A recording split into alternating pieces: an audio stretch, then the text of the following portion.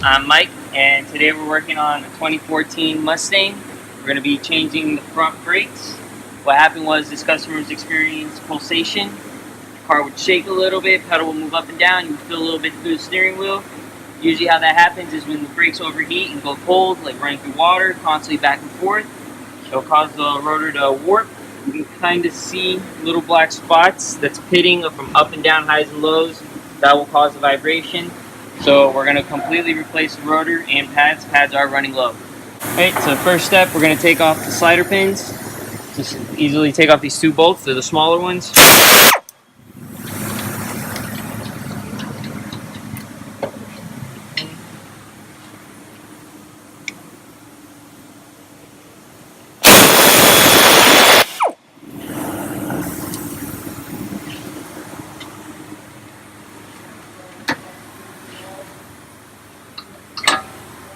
Calipers off.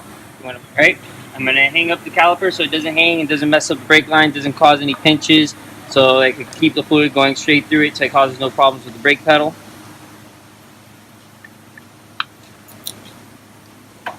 Going to hang it right here off the spring on the shock.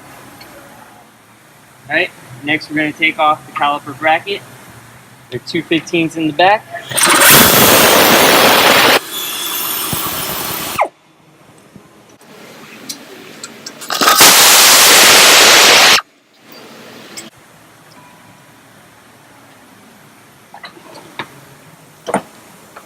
Now you can see how low the pads were. I'll show you the new ones, how thick they should be. So this is the new pad. This is the old pad. As you can see, a big difference in how much meat is left. Now we have the bracket out. I'm going to be replacing all new shims. These shims are what the pads slide in and out on. If they get old, the pad may get stuck and it won't have a really good movement. And it could affect that way how you brake. I'm also going to reapply grease onto the slider pins, so it can also help with the movement of the caliper in and out, so it doesn't lock up and you don't have any brake problems. Okay, so just put like a little dab. Slide it back in and out, make sure it moves good.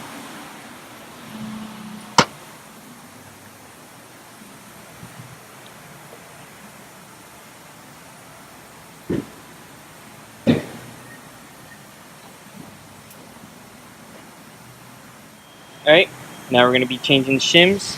Make sure you put the right ones on. If you have little notches, you can easily get them mistaken, put in the wrong spot, and then it's going to cause issues, squealing, wrong movement of the pad. So, alright, here we go.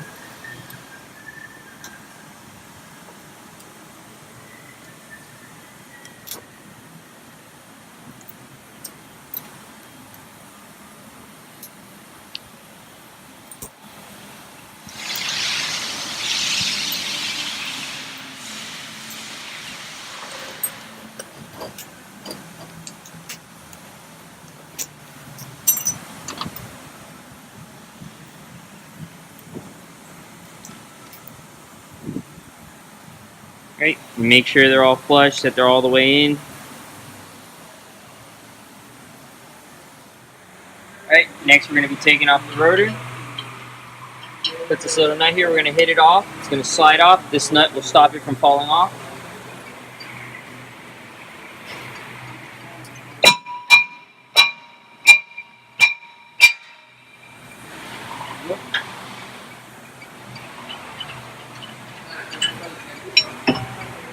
You can just dispose of this one. This would be the new one.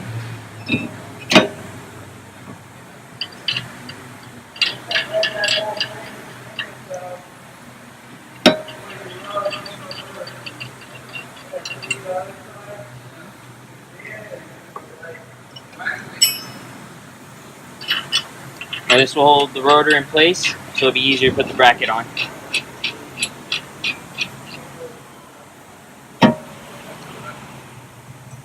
Right, next we're going to get the bracket, put it on with the rotor.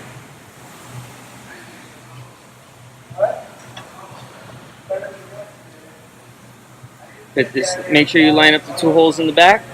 You're going to put back your two 15s.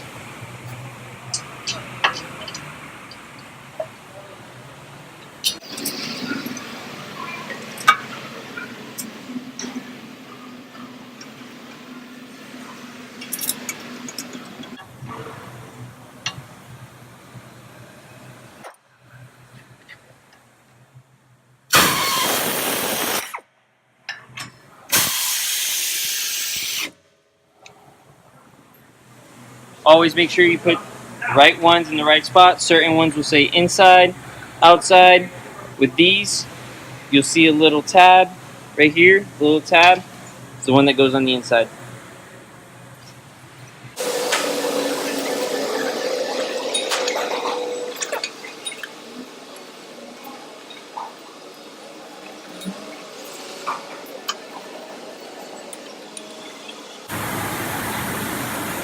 Alright, next we put the caliper on. But before we do that, we have to compress the caliper. This is my personal favorite tool to use. Just ratchet and it'll expand. And it'll press the caliper back in.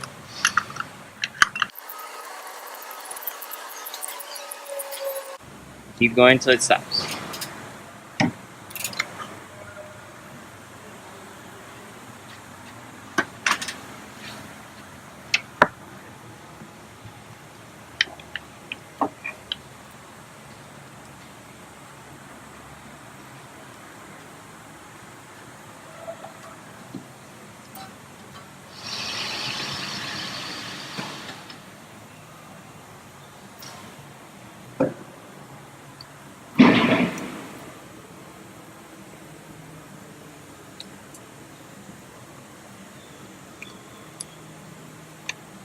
Right, you want to try to get the flat spot so it can slide on the caliper. If you get that round spot, it's not going to slide in. Flat spot, slide in. You're going to get the bolts, the slider bolts. Little two 12mm. You're going to put them back in.